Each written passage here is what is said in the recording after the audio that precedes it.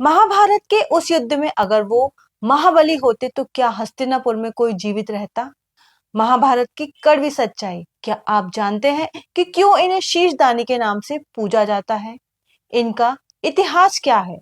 श्री कृष्ण से इनका क्या संबंध है? तो आइए गुणगान करते हैं नर से नर श्रेष्ठ बने खाटू श्याम की महिमा का, जिनके शस्त्र हैं धर्म, संकल्प और आस्था। पौराणिक कथा के अनुसार पांचों पांडव में सबसे बलशाली भीम और उनकी पत्नी हिडिंबा के पुत्र घटोत्कच भी बलवान शूरवीर योद्धा थे, जिनका विवाह मौर्य दैत्य की बुद्धिमान एवं वीर कन्या मौरवी से हुआ।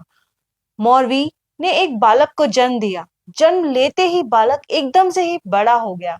बालक के बाल बर्बराकार थे, इसलिए इनका नाम बर्बरीक रखा गया। वे बड़े बलवान थे। जब बालक को लेकर महाबली घटोत्कच भगवान श्री कृष्ण के पास गए, तब उन्होंने बर्बरीक को आशीर्वाद दिया। बालक बर्बरीक ने श्री कृष्ण से पूछा, हे प्रभु, इस जीवन का सर्वोत्तम उपयोग क्या है?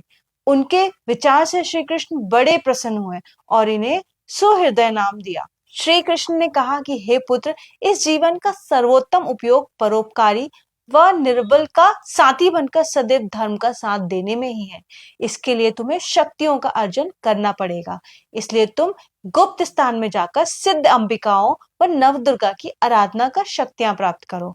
अपने गुरु के आदेश से बर्बरीक ने महिसागर क्षेत्र में सिद्ध अंबिकाओं की आराधना की। उनकी आराधना से प्रसन्न होकर माता ने वीर बर्बरीक को 3 बाण एवं कई शक्तियां दी। ये दिव्य बाणों से तीनों लोकों में पल भर में विजय प्राप्त की जा सकती थी। इसी कारण से बर्बरीक का नाम 3 बाणधारी के रूप में प्रसिद्ध है। बर्बरीक जब अपनी साधना से लौटे तो उन्हें महाभारत के युद्ध की सूचना मिली, तो उन्होंने भी युद्ध में भाग लेने का निर्णय लिया और अपनी माँ का आशीर्वाद लिया और हारे हुए पक्ष का साथ देने का वचन देकर निकल पड़े। यही वचन श्री कृष्ण की चिंता का कारण बन गया। बर्बरीक श्री कृष्ण और अर्जुन से जाकर मिलते हैं और कहते हैं कि अब आपको चिंता करने की जरूरत नहीं है, आपका शिष्य सिद्धियां प्राप्त कर लौट आया है। श्री कृष्ण उन बाणों की विशेषता पूछते हैं। तब बर्बरीक बताते हैं कि पहला बाण जिन लोगों का वध की कामना मैं करूंगा उन पर मृत्यु चिन्ह बना देगा। दूसरा बाण चिन्हित लोगों का वध कर देगा और तीसरा बाण प्रभु प्रलय के समान है, जिसे उपयोग करने की मुझे कोई जरूरत नहीं पड़ेगी। श्री कृष्ण प्रसन्न तो होते हैं पर चिंतित भी होते हैं और बर्बरीक को अपनी माया जाल में बांधते हैं। श्री कृष्ण बर्बरीक को एक परीक्षा देने को बोलते हैं और एक पीपल के पेड़ पर बाणों का प्रयोग करने को कहते हैं। बर्बरीक ने अपने गुरु को नमन किया और पहला बाण चलाया, जिससे पेड़ के सारे पत्ते चिन्हित हो गए। तब एक पत्ता श्री कृष्ण के पैर के पास आकर गिर गया। उन्होंने उसे अपने पैर के नीचे दबा लिया। जब बर्बरीक ने दूसरा बाण चलाया तो पत्तों में छेद हो गया और बाण श्री कृष्ण के पैरों के पास आकर रुक गया।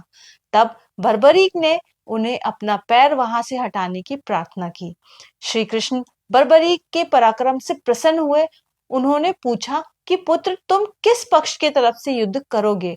तब बर्बरीक ने कहा, प्रभु, जो पक्ष कमजोर दिखाई पड़ेगा मैं उसकी ओर से युद्ध लड़ूंगा। बर्बरीक श्री कृष्ण की चिंता का कारण समझ जाते हैं और उन्हें मार्गदर्शन देने को कहते हैं। श्री कृष्ण बर्बरीक को युद्ध में ना लड़ने की सलाह देते हैं, लेकिन वे वीर योद्धा थे तो ऐसा करना उनके लिए संभव ही नहीं था। तब श्री कृष्ण ने कहा, पुत्र बर्बरीक, कि युद्ध एक यज्ञ है जिसमें तुम्हें स्वयं अपने प्राणों का दान देना होगा। बर्बरीक ने अपने गुरु श्री कृष्ण को गुरु दक्षिणा में अपना सर दान में दे दिया और कलयुग में शीशदानी नाम से जाने जाते हैं। उस युग के बर्बरीक आज के युग के श्री श्याम बाबा ही हैं, जिन्हें श्री कृष्ण ने स्वयं अपना नाम श्याम दिया और वरदान दिया कि किस्मत का लिखा हुआ भी श्याम बाबा की भक्ति से बदल जाएगा।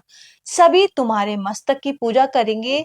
जब तक ये पृथ्वी, नक्षत्र, चंद्रमा तथा सूर्य रहेगा, तब तक तुम भी लोगों के द्वारा पूजनीय रहोगे। भगवान श्री कृष्ण ने मस्तक को अमृत से सींचा और उसे अजर अमर कर दिया। बर्बरीक के मस्तक ने पूरा युद्ध देखा और उसके निर्णायक भी रहे। इनकी दृष्टि से युद्ध का कोई भी क्षण अनदेखा नहीं रहा और माता गांधारी एवं पांडवों को उन्होंने सत्य का ज्ञान कराया।